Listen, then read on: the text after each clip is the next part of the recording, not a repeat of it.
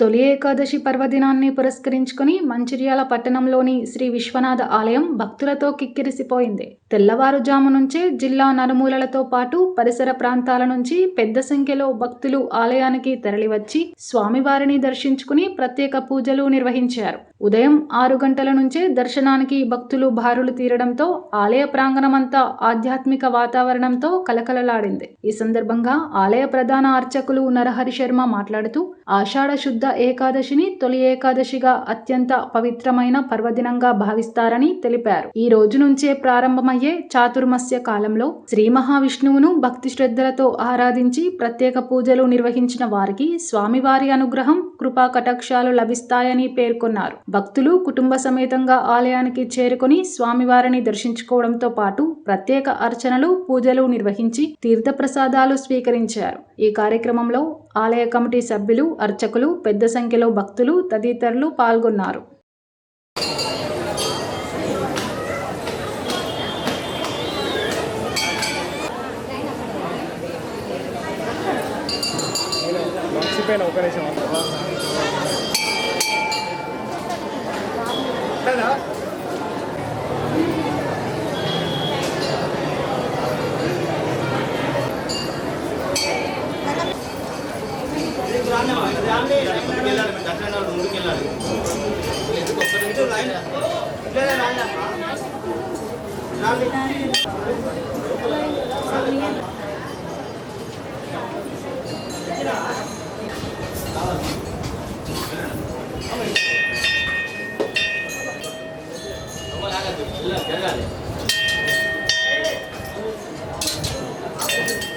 హర హర మహాదేవ శంభో శంకర.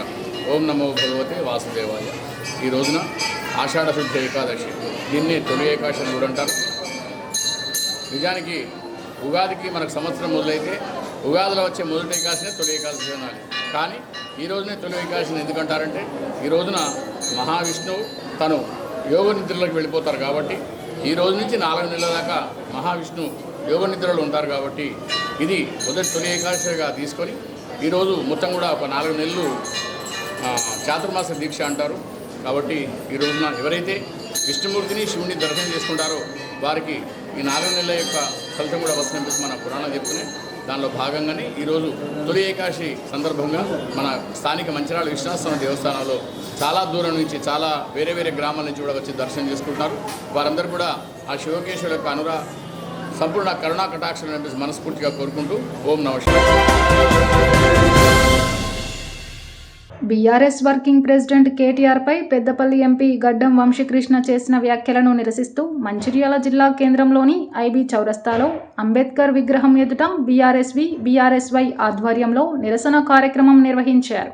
ఈ సందర్భంగా నాయకులు మాట్లాడుతూ కేటీఆర్ను ఉద్దేశించి ఎంపీ గడ్డం వంశీకృష్ణ చేసిన వ్యాఖ్యలు అనుచితమని ఆరోపించారు. కేటీఆర్ను అవహేళన చేసేలా చేసిన వ్యాఖ్యలపై ఎంపీ బహిరంగంగా క్షమాపణ చెప్పాలని డిమాండ్ చేశారు. వెంకటస్వామి నుంచి వంశీకృష్ణ విశాఖ ట్రస్ట్ ద్వారా ఎంతమందికి ఉద్యోగాలు కల్పించారో ప్రజలకు వెల్లడించాలని కోరారు.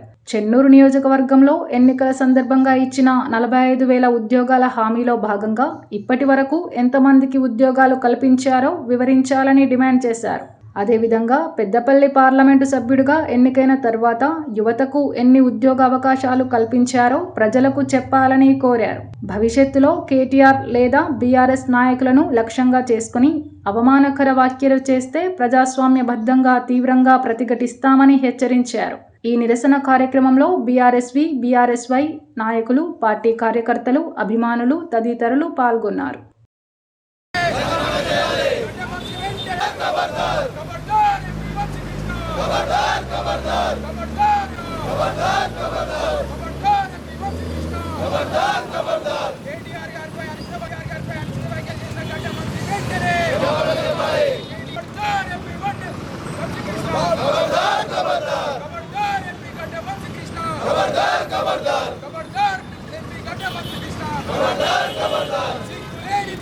గౌరవ మాజీ మంత్రివర్యులు కేటీఆర్ గారి జన్మదినాన్ని పురస్కరించుకొని రాష్ట్ర వ్యాప్తంగా రాష్ట్ర ప్రజలు అనుకోండి, ముఖ్యంగా రాష్ట్ర యువత, విద్యార్థి లోకం ఘనంగా వారి జన్మదినాన్ని పురస్కరించుకొని సంబరాలు చేసుకున్నటువంటి సందర్భాలలో ఇక్కడ పెద్దపల్లి పార్లమెంటు సభ్యులు వంశీ గారు ఏదైతే ఉన్నదో ఎటకారంగా గౌరవ కేటీఆర్ గారిని పట్టుకొని అంకుల్ 50 సంవత్సరాలు పూర్తి చేసుకున్నారు, మీరు 50 ఉద్యోగాలన్నా కల్పించాలని ఏదైతే ఎటకారంగా మాట్లాడారో వారి అవివేకానికి నిదర్శనంగా భావిస్తున్నాం. ఎందుకంటే కేటీఆర్ గారు 50 ఉద్యోగాలన్నా ఇవ్వలేదనే రీతిలో ఏదైతే మాట్లాడారో దాన్ని ఈరోజు పూర్తిగా మంచిర్యాల నియోజకవర్గం, చెన్నూరు నియోజకవర్గం, మంచిర్యాల జిల్లా వ్యాప్తంగా ఖండించడం జరుగుతుంది. గౌరవ సుమనన్న గారు కావచ్చు, గౌరవ దివాకర్ రావు గారు, విజితన్న గారి ఆదేశానుసారం ఈరోజు నిరసన కార్యక్రమాన్ని తెలియజేయడం ఐబీలో. దానికి ముఖ్యంగా ఈ ప్రాంతం నుంచి వచ్చినటువంటి మా బీఆర్ఎస్ కుటుంబ సభ్యులకి హృదయపూర్వక నమస్కారాలు తెలియజేస్తూ, ఏదైతే వంశీ గారు మాట్లాడారో ఒకసారి గతాన్ని తెలుసుకోవాల్సిన బాధ్యత ఎంపీ గారి పైన ఉన్నది. ఎందుకంటే 2014 పూర్వం 2014 తెలంగాణ రాష్ట్రం వచ్చి తెలంగాణ కేసీఆర్ గారి నాయకత్వంలో ప్రభుత్వం ఏర్పడ్డ తర్వాత జరుగుతున్నటువంటి పరిణామాలు ఐటీ రంగంలో వారు తెలుసుకోవాల్సిన బాధ్యత ఒక పార్లమెంటు సభ్యుడిగా వారిపైన ఉన్నది. ఆ రోజు దేశంలో ఉన్నటువంటి రాష్ట్రాలలో అట్టడుగు స్థాయిలో ఉన్నటువంటి ఐటీ రంగాన్ని 29 రాష్ట్రాలలో ప్రథమ స్థానానికి బెంగళూరుకు ధీటుగా, కర్ణాటకకు ధీటుగా తీసుకుపోయినటువంటి ఐటీ రంగంలో ముందుకు తీసుకుపోయినటువంటి ఘనత గౌరవ కేటీఆర్ గారిది. కేటీఆర్ గారికి సొంతం, అది వారి కష్టార్జితం. ఎందుకంటే వారికి ఉన్నటువంటి అపారమైన మేధాశక్తిని అంతా ఉపయోగించి, వారికి ఉన్నటువంటి పరిచయాలను ఉపయోగించి వివిధ కంపెనీలను తీసుకొచ్చి సాఫ్ట్వేర్ కంపెనీలు మొత్తం హైదరాబాద్ తరలి వచ్చే విధంగా మెప్పించి ఒప్పించి 23 లక్షల పైచిలకు ఉద్యోగ భద్రత ఉద్యోగాలు ఇప్పించినటువంటి ఘనత గౌరవ్ కేటీఆర్ గారిది. ఇలా 23 లక్షల కుటుంబాలు ఇలా హాయిగా ఈ తెలంగాణ రాష్ట్రంలో బతుకుతున్నాయంటే, మంచిగా బాగుపడ్డే ఆర్థికంగా అంటే కేటీఆర్ గారి నాయకత్వంలో తప్ప ఇంకోటి కాదు. మీరు చేసింది ఓర్వలేక, మీరు ఏం చెయ్యలేక, ఏం చెప్పాలో అర్థం కాక ఏదో ఒకటి ఎగతాళి చేయడం అనేది మీకు అలవాటు అయిపోయింది. మీకు మీ ముఖ్యమంత్రి గారి దగ్గర మీరు మెప్పు పొందాలని ఏదైతే చూస్తుందో, మీరు పనిచేసి మిమ్మల్ని గెలిపించినటువంటి పెద్దపల్లి పార్లమెంట్ 7 నియోజకవర్గాల్లో పనిచేసి దాన్ని నిరూపించుకోవాలి తప్ప ఎదుటి వారిని ఏదో చిన్నగా చేసే విధంగా మాట్లాడితే అది మీ విజ్ఞతకే వదిలిపెడుతున్నాం. అది భావ్యం కాదు.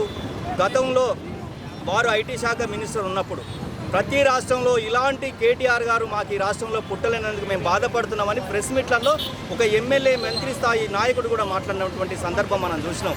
ఎందుకంటే రాజకీయాలలో ఓడిపోతాం, గెలుతాం, కానీ కేటీఆర్ గారిని పట్టుకొని అతి తక్కువ మాట్లాడడం అనేది, తక్కువ చేసి మాట్లాడడం అనేది వంశీ గారికి చెల్లదు, ఎంపీ గారికి చెల్లదు. మీరు ఇచ్చిన హామీలు మర్చిపోతారు. ఫస్ట్ మీరు నిల్చున్నప్పుడు విశాఖ చారిటీ ద్వారా వందలాది మందికి ఇక్కడ ఉపాధి అవకాశాలు కల్పిస్తామని మీ ప్రభుత్వంలో కానీ మీరు కానీ గెలిచారు. నేను సూటిగా అడుగుతున్న ఒక బీఆర్ఎస్ పార్టీ కార్యకర్తగా, ఒక మాజీ ప్రెసిడెంట్గా, ఒక మాజీ కౌన్సిలర్గా నేను మిమ్మల్ని అడగదలుచుకున్నా.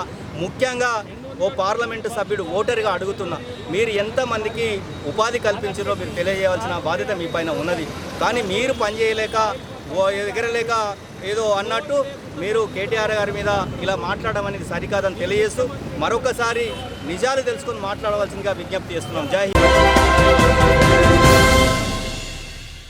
నీటి పేపర్ లీకేజ్ ఘటనకు బాధ్యులైన వారిపై తక్షణమే కఠిన చర్యలు తీసుకోవాలని కేంద్ర విద్యాశాఖ మంత్రి ధర్మేంద్ర ప్రధాన్ను వెంటనే పదవి నుంచి తొలగించాలని సిపిఐ జిల్లా కార్యదర్శి రామడుగు లక్ష్మణ్ డిమాండ్ చేశారు. మంచిర్యాలలో ఏర్పాటు చేసిన విలేకరుల సమావేశంలో ఆయన మాట్లాడుతూ, గత వారం నుంచి ఢిల్లీలో నీట్ పేపర్ లీకేజ్ వ్యవహారంపై విద్యార్థులు చేపడుతున్న ఆందోళనలపై కేంద్ర ప్రభుత్వం లాఠీ చార్జీ చేయడాన్ని సిపిఐ తీవ్రంగా ఖండిస్తోందని అన్నారు. విద్యార్థుల న్యాయమైన డిమాండ్లను అణచివేయకుండా పేపర్ లీకేజ్కు కారణమైన వారిపై వెంటనే విచారణ జరిపి కఠిన చర్యలు తీసుకోవాలని కేంద్ర ప్రభుత్వాన్ని కోరారు.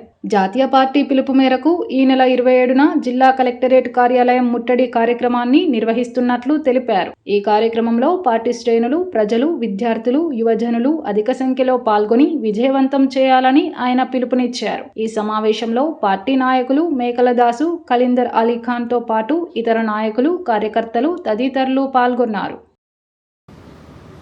కేంద్ర విద్యాశాఖ మంత్రి ధర్మేంద్ర ప్రధాన్ రాజీనామా చేయాలని చెప్పి ఇలా విద్యార్థులు, యువకులు ఇలా శాంతియుతంగా జంతర్ మంతర్ వద్ద నిరసన కార్యక్రమం నిర్వహిస్తున్నటువంటి తరుణంలో మరి కేంద్ర ప్రభుత్వం మరి అమానుషంగా పోలీసు వారిచే లాఠీ చార్జీ చేయించి, బాష్పవాయువును ఉపయోగించి, రబ్బర్ బుల్లెట్లతో కాల్పులు జరిపి మరి ఒక మహిళా మృతికి కారణమవడం జరిగింది. మరి వేలాది మంది విద్యార్థి యువకులు మరి గాయాల పాలవడం జరిగింది. మరి అలా దాని నిరసనగా ఈ నెల 27వ తేదీన మరి దేశవ్యాప్తంగా కలెక్టర్ కార్యాలయాల ముందు మరి రాష్ట్ర గవర్నర్ కార్యాలయం ముందు నిరసన కార్యక్రమం నిర్వహించడం జరుగుతూ ఉంది. మరి అందులో భాగంగా మంచిర్యాల జిల్లా కలెక్టర్ కార్యాలయం ముందు 27వ తేదీన ఉదయం 11 గంటలకు నిరసన కార్యక్రమం నిర్వహిస్తూ ఉన్నాం. మరి యొక్క కార్యక్రమానికి పార్టీ ప్రజా సంఘాల శ్రేణులు అందరూ పాల్గొని జయప్రదం చేయాలని చెప్పి ఈ సందర్భంగా పార్టీ శ్రేణులను కోరడం జరుగుతూ ఉంది. ఇవాళ ఏదైతే ఇలా కేంద్రంలో ఉన్నటువంటి బీజేపీ ప్రభుత్వం ఇలా ధర్మం దేశం ఇలా గుడి గోపురాలు ఇలా హిందూ ముస్లిం అన్నటువంటి పద్ధతిలో కులాల విభేదాలు తీసుకొస్తూ ఇలా పరిపాలన కొనసాగిస్తున్నారు తప్ప ఇలా విద్యార్థి దేశ భవిష్యత్తు కోసం ఇలా వారు ఆలోచించడం లేదు.